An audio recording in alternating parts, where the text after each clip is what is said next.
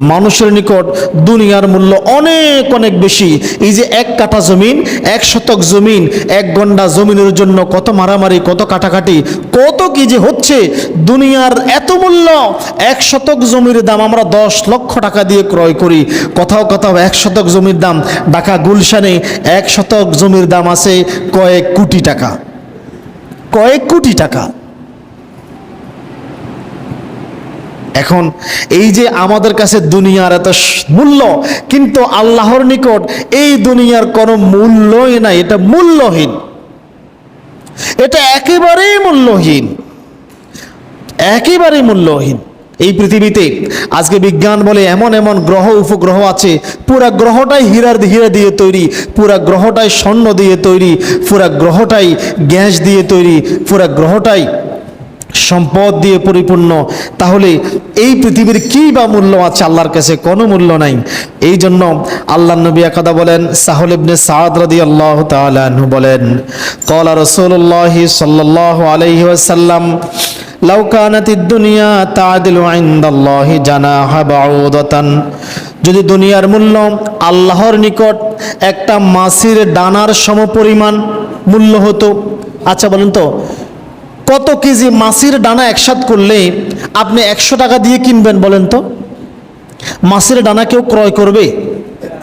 কেউ ক্রয় করবেন? হ্যাঁ, মাছের ডানা কয়েকশো কেজি একসাথে করলে আমাদের কি কোনো কাজে আসবে? 100 টাকা দিয়েও কিনবো না।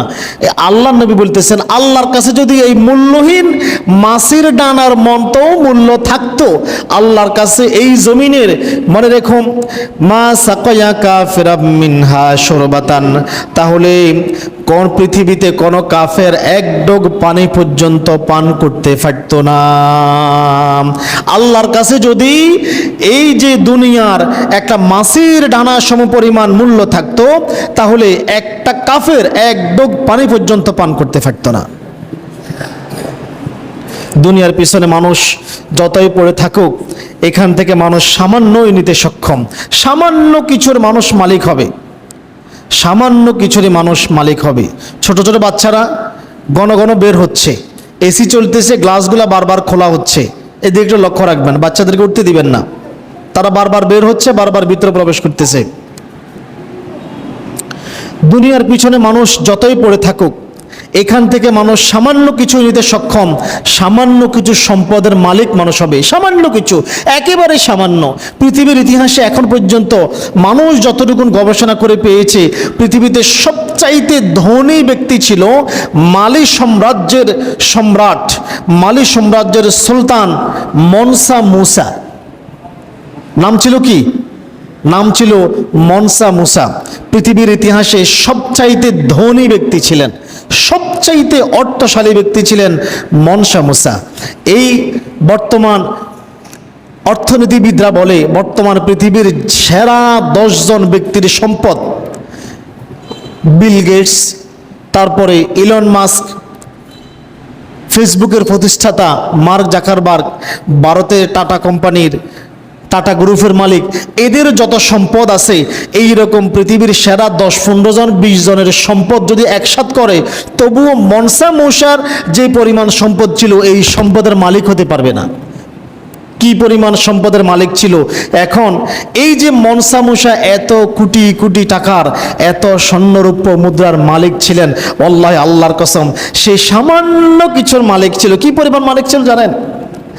মুস্তাওরিদ ইবনে শাদ্দাদ রাদিয়াল্লাহু তাআলা আনহু বলেন, রাসূল সাল্লাল্লাহু আলাইহি ওয়াসাল্লামকে বলতে শুনেছি, তিনি বলেন, আল্লাহর কসম, আল্লাহর কসম, পরকালের তুলনায় দুনিয়ার উদাহরণ, দুনিয়ার মূল্য হলো যেমন তোমাদের কেউ সাগরের মধ্যখানে নিজের একটা আঙ্গুল ডুবিয়ে দেখ, সাগরের মধ্যখানে একটা আঙ্গুল ডুবিয়ে দেখ, ডুমারের পরে উঠিয়ে দেখুক, তার আঙ্গুলের আগায় লক্ষ্য করে দেখুক কি পরিমাণ পানি উঠেছে। আঙ্গুলের আগায় কি পরিমাণ পানি উঠাইতে পারবেন? কয়েকশো টন, কয়েকশো টন উঠানো যাবে? হ্যাঁ, কয় ফোঁটা? 1 ফোঁটা, 2 ফোঁটা, 3 ফোঁটা, 5 ফোঁটা, এর বেশি নয়। আল্লাহ নবী বলতেছেন, তোমাদের কেউ সাগরের মধ্যখানে আঙ্গুল ডুবাক আর উঠায় তার আঙ্গুলের আগায় লক্ষ্য করো কত ফোঁটা পানি উঠেছে। এই যেই পরিমাণ পানি উঠেছে, মানুষ দুনিয়াতে এই পরিমাণ সম্পদেরও মালিক হতে পারবে না। আল্লাহু আকবার! কি পরিমাণ সম্পদ আল্লাহ এই জমিনের ভিতরে লুকায় রাখছে। বিশ্বাস করো দুনিয়ার মানুষ, 1 কোটি বছর বেঁচে থাকলেও পরকালের তুলনায় তুমি দুনিয়াতে মাত্র 1 ফোঁটা নিয়ামত ভোগ করেছো। পরকালে তোমাকে যে 1 ফোঁটা নিয়ামত দেওয়া হবে, এটা তুমি সমগ্র পৃথিবীতে যদি 100 কোটি বছর বেঁচে থাকো, তবুও আখিরাতের তুলনায় তুমি 1 ফোঁটা মাত্র 1 ফোঁটা নিয়ামত ভোগ করেছো। এরপর মানুষ দুনিয়ার সম্পদের লোভে দয়াময় রবকে, পরকালকে ভুলে আছে। হায় হায় মানুষ, আসলে কেউ আমাদের ভুলিয়ে রাখে নাই, আমরা নিজেরাই ভুলে আছি। আমরা নিজেরাই বলে আছি দুনিয়ার ধোকায় পড়ে, দুনিয়ার সৌন্দর্য দেখে আমার 2-4 ডিসিম 2-4 শতক, কয়েক কাঠা, কয়েক একর, কয়েক বিঘা জমিনের প্রয়োজন, কয়েক কানি জমির প্রয়োজন, আমার একটা দামি প্রাসাদের প্রয়োজন, আমার সুন্দর স্ত্রীর প্রয়োজন, আমার গয়নাগাটির প্রয়োজন, দুনিয়াতে সুন্দর রাস্তা করার প্রয়োজন। সব দুনিয়ার ধোকা ধোকা ধোকা। আমার দুনিয়াতে 4-5টা ছেলে মেয়ের প্রয়োজন। এই যে দুনিয়ার ধোকায় পড়তে মানুষ তার রবকে ভুলে আছে। মানুষ তার রবকে ভুলে আছে। কেউ আমাদেরকে ধোঁকা দেয় নাই, কেউ আমাদেরকে ধোঁকা দেয় নাই, আমরা নিজেরাই ধোঁকায় পড়ে আছি। আল্লাহ তাআলা এই কথা বলতেছেন।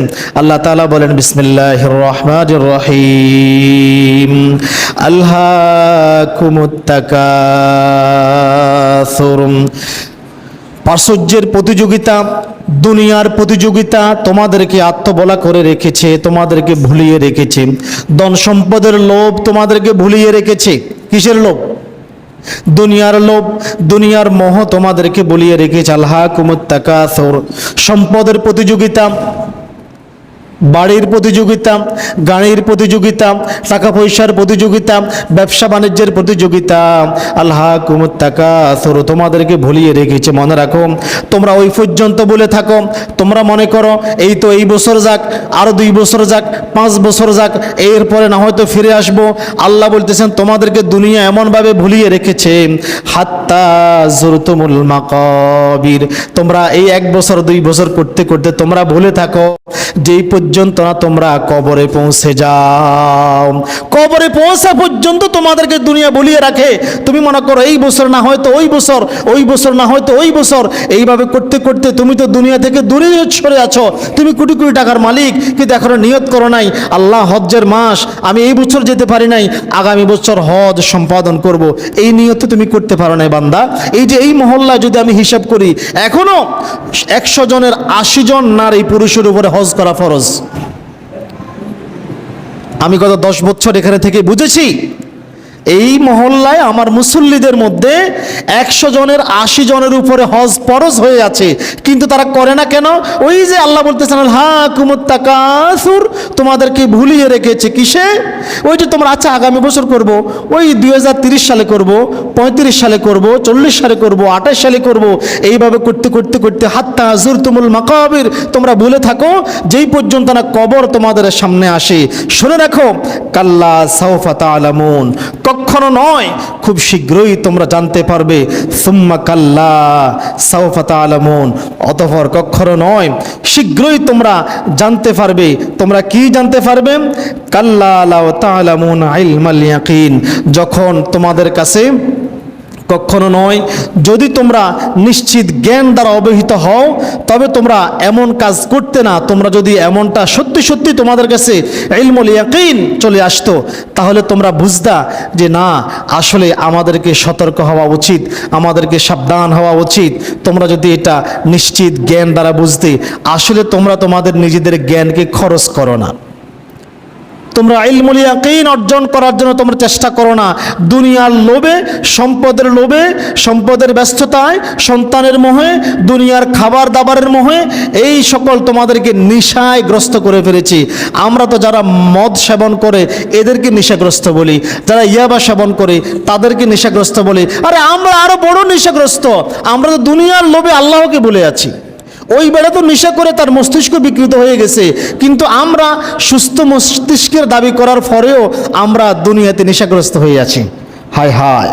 অতঃপর আল্লাহ তাআলা বলেন, লাতারাবুন্নাল জাহিম, তোমরা অবশ্যই জাহান্নাম দেখতে পারবে, তোমাদের কাছে অবশ্যই জাহান্নামকে তুলে ধরা হবে।